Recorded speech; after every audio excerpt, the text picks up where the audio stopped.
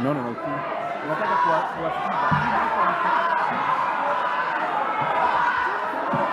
Okay. Honorable Speaker. Honorable Member for Suba North. I know you are never ashamed of your sexuality, but I don't think we have gotten to that point. Honorable Millie. So let's allow Member for Kiharu to finish. Finish your reply, Honorable Member for Kiharu. Speaker, I thank you very much. Honorable Speaker, I'll take very short time, so I request members, if it's possible, we can listen to each other. Honorable Speaker, I have listened to all the members in this house this afternoon, and I actually agree with all of them. I agree with the Majority Leader, Honorable Ishongwa, at the same breath as I agree with Honorable Opio Andai, Honorable Speaker, who is my former chair in PAC. Honorable Speaker, I agree with Honorable Osoro, and also I agree with Honorable Junet, as much as I agree with Honorable Fatuma, as much as I agree with Honorable Mokoji and all the others. The reason for saying that, Honorable Speaker, there are some things that are without any doubt. That number one, this House supports devolution, as it was said by Honorable Junet. Just for the record purpose, ourselves on the right side, we support devolution as much as the right side, Honorable Speaker. This money goes to our counties, and we want our counties to develop.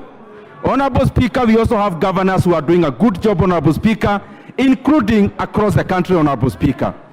Honorable Speaker, this is the only departure point, that the amount of money we are considering is limited. But even as such, Honorable Speaker, I agree with all the members, Honorable Speaker, that we need to give our counties more money, Honorable Speaker. And that is why the Budget and Appropriations Committee, actually in the budget policy statement, we went ahead, Honorable Speaker, and added our county government Kenya shillings 4 billion in conditional grants. Honorable Speaker, the money that is already there, it was not touched, Honorable Speaker. Honorable Speaker, it is the same reason, Honorable Speaker, as was stated by Honorable Junet, as was stated by Honorable Fatuma, Honorable Speaker, that our counties need more money. That is the same reason, Honorable Speaker, we were able to increase the monies going to our counties horizontally from Kenya shillings 375 billion to 381 billion Kenya shillings. Honorable Speaker, even beyond the constitutional threshold of 15%, the current consideration is actually 24%, Honorable Speaker. And therefore we agree our counties need more money.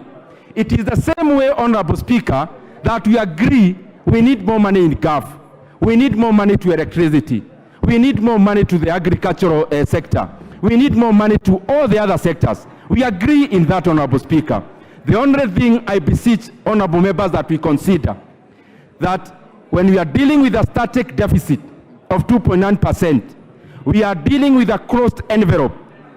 In that closed envelope, Honorable Speaker, if you want to increase monies in the shareable revenue, Honorable Speaker, the equitable share, then something has to give way. And Honorable Speaker, the low-lying fruit across this debate, because it is not new, I want members to listen to me carefully, Honorable Speaker. If there are motions that we bring as budget committee, which we are almost indifferent, it is like this one. Whichever way the House votes, the budget committee is okay with it, Honorable Speaker.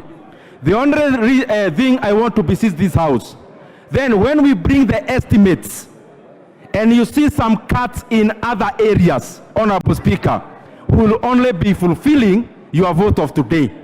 So when we vote to increase money from 391 to 415, the budget committee is indifferent, Honorable Speaker.